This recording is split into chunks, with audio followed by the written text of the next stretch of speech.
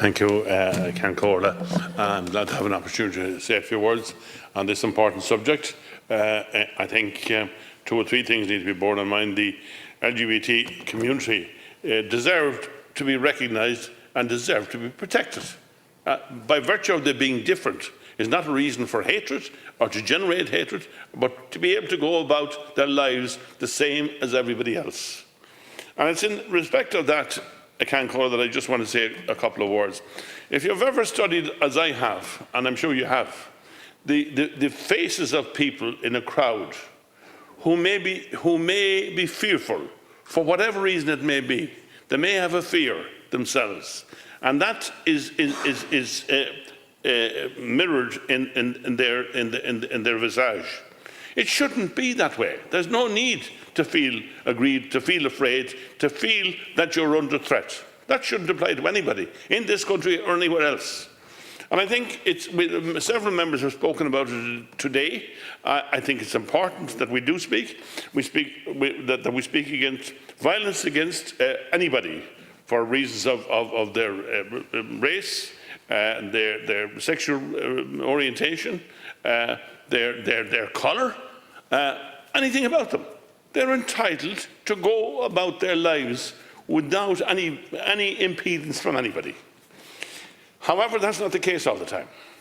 And there have been cases in this country, which I've already referred to, which I think are appalling. It's an appalling thing to take someone's life because somebody hates them sufficiently to do so. There is no right, they have no right to take somebody else's life. And pretending to do it on their own behalf, on behalf of thinking somewhere, is totally and absolutely wrong.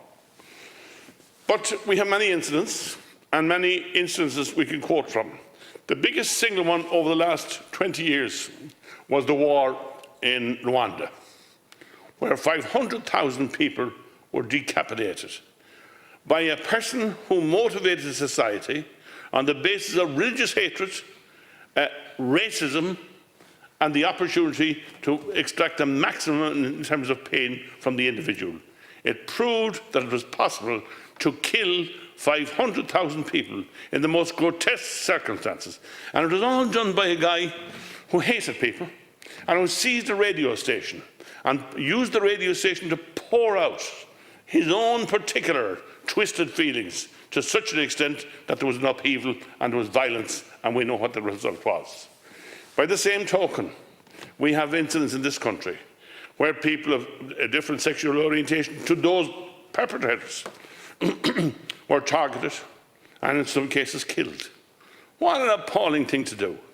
One should never, in politics or outside of politics, have to deal with the situation. One should never have to deal with a situation whereby somebody is hated by their fellow man or woman to the extent that they feel they have the right to take their lives. That's something that is sacrosanct to the people and to the country as well. So not in anybody's name have they the right to do that. By the same token, looking to the United States in recent times, I am sure, and everybody is appalled at what has happened.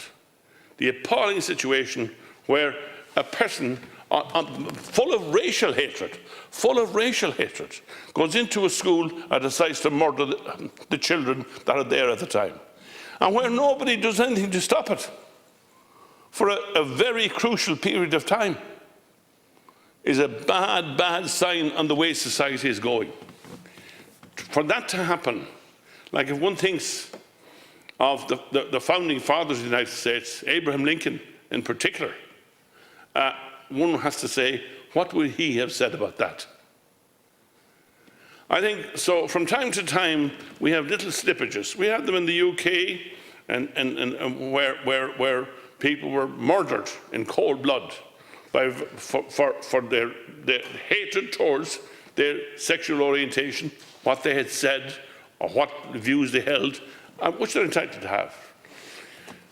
And I've spoken before, and so have many other people spoken. What I can't understand is why people who are vulnerable, people who are smaller in stature, women, children, anybody, who is not physically strong enough to withstand the attacker, the bullier, What an appalling situation to be in, where somebody should live in fear in case that their tormentor might be motivated sufficiently to take their lives, or to bully them, or to beat them up. That should not and cannot happen. Now, it should never be accepted as part of the natural progression of any state, anywhere, regardless of how base they might be. So I wanted to say just that you know, the thinking, listening to the members of the House, I think is quite progressive and quite useful. And of course we have come a long journey. Of course society has come a long journey. But we need to remember that we need to lead as well. We need to do the leading as well, not to take our custom or tradition from others who have different customs and different attitudes. And I think that if we practice those principles, tolerance and compassion for others, the fact that somebody is not of the same religion, the same sexual orientation, the same nationality, that doesn't give us the right to hate them sufficiently to take away their rights or their lives. It doesn't happen that way. It shouldn't happen that way. It's a serious flaw in society if there are people still around who harbour that kind of hatred and who do it on a continual basis to such an extent that it leads to the violence that has already been talked about by several people in the House. So I don't want to delay the House this evening, last can call, other than to say this. I thank the Minister for his speech, initial speech, and the Minister for being present at the moment. And I think that as a society, we have learned, I hope, from the views as expressed by all sides of the House. And I think that one of the questions that we get asked, you know, is, do you hate each other? I get asked that question sometimes, and it's an amazing thing. I don't hate anybody. You don't hate anybody. It's not in our modus operandi to hate anyone. There's nothing to be gained from it, except disaster. So, in conclusion, I just want to say that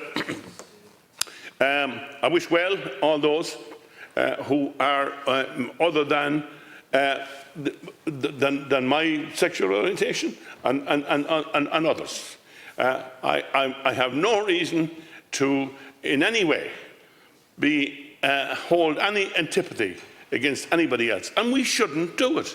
And we need to promote that tolerance and compassion and the ability to work together and live together, regardless of who we are, where we are, at what level we practice, in order to ensure that society gains from our experience and the benefit of what we have to put in to society as we go forward.